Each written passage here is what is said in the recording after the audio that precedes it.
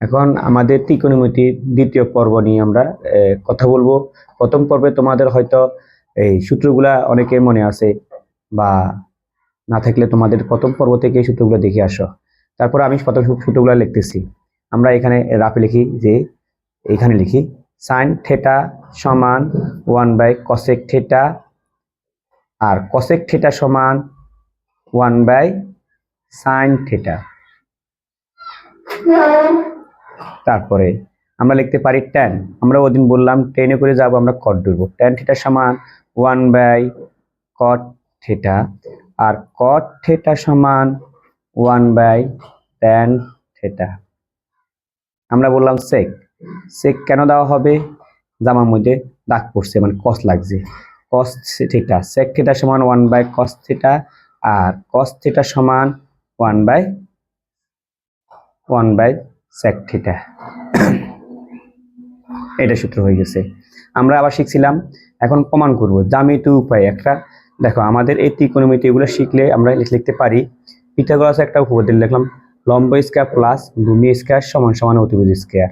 তো এটা আমাদের একটু পরে লাগবে, লম্ব স্কয়ার প্লাস ভূমি স্কয়ার সমান সমান অতিভুজ স্কয়ার। এটা একটু পরে আমাদের লাগবে।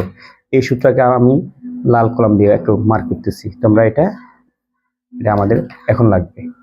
আমাদের যদি পরীক্ষায় প্রশ্ন করা হয় জ্যামিতি উপায়ে প্রমাণ করো যে sine square theta plus cos square theta equal to 1। তাহলে আমাদের এই যে sine square theta plus cos square theta সমান সমান 1, এটা একটা সূত্র। আর এই সূত্রটাকে আমরা 1 মিলাবো। কিভাবে মিলাবো দেখো, এটা আমরা এই বাম পক্ষ, এটা হচ্ছে ডান পক্ষ। বাম পক্ষ আমরা লিখবো লেফট হ্যান্ড সাইড, বা বাংলাতে লিখতে পারি বাম পক্ষ। তাই লিখতে পারি sine square theta plus cos square theta.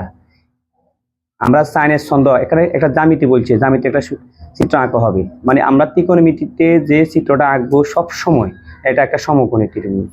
তাহলে আমরা একটা সমকোণী ত্রিভুজ আঁকতেছি। সমকোণী ত্রিভুজ হচ্ছে 90 ডিগ্রি বিপরীত বাহুকে বলা হয় অতিভুজ। তাহলে এটা অতিভুজ, আর এটা এখানে যখন থিটা আছে, থিটা আমরা হয় এখানে দিতে পারবো, নতুবা আমরা এখানে দিব। তো আমরা সবসময় চেষ্টা করব নিচে দেওয়ার জন্য। আর যেটা থিটা হবে এটা হবে ভূমি, আর এটা হবে লম্ব, আর এটা সবসময় কি অতিভুজ। এখন আমরা ছন্দ শিখছিলাম, সাইন মানে সাগর। সাগরে কি আছে? সাগরে লবণ আছে। সাগরের সাইন লতে লম্ব, যে শব্দটা আগে আসবে ওইটা উপরে বসবে। লতে লম্ব আছে মানে অতিভুজ।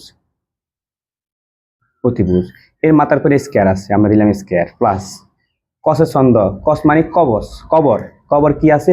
ভূত মানে ভূমি, আছে মানে অতিভুজ। এটার মাথার উপর আছে কি? স্কয়ার। এখন আমরা এই ত্রিভুজটাকে আমরা নাম দিব এ বি সি। তো তোমরা দেখো, অবশ্যই পরীক্ষা আসলে চিত্র দিতে হবে, কারণ তোমাকে জ্যামিতির কথা বলা হয়েছে। লম্ব মানে কি? লম্ব মানে হচ্ছে এ বি, আর অতিভুজ মানে হচ্ছে এসি। এটার ব্র্যাকেটে স্কয়ার প্লাস এই যে অতিভুজ মানে কি? এসি, আর ভূমি মানে কি? বিসি, মাথার উপরে স্কয়ার। যে স্কয়ার দুইটা আছে না, এর স্কয়ারটা এও মালিক। তো আমরা স্কয়ারটা বন্টন করব, এসি স্কয়ার আর হচ্ছে A B square plus A plus. এখানে তদ্রূপ এই স্কয়ারটা বন্টন করব, উপরের অংশটা পাইব, নিচের অংশ পাবে। মানে তাহলে হচ্ছে কি আমাদের বিসি স্কয়ার আর এসি স্কয়ার। তাহলে কি দাঁড়ায়? লসাগু করলে কি হবে? লসাগু এসি আর এসি দুইটা হর যদি সমান হয় একটা হর হবে, মানে মিল থাকলে একটা হবে। তো এসি মনে মনে বাদ যাবে, হর দি বাদ লাগবে না। তুমি এভাবে শিখো, এই যে এই লসাগুর সাথে হরের মিল পাওয়া যায়, এই জন্য এটা বাদ, আর থাকবে এবি স্কয়ার।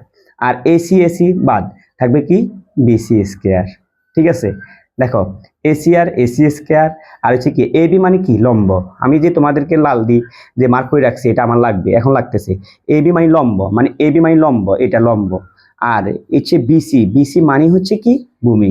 আর লম্ব আর ভূমি এগেনস্টে আছে কি আমাদের? অতিভুজ মানে AC square.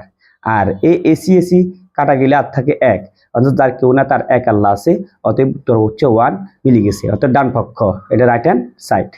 Right hand side আমরা লিখতে পারি লেফট হ্যান্ড সাইড সমান right hand side. Right hand side কি করতেছে আমাদেরকে প্রমাণ, প্রুফ, PROVE,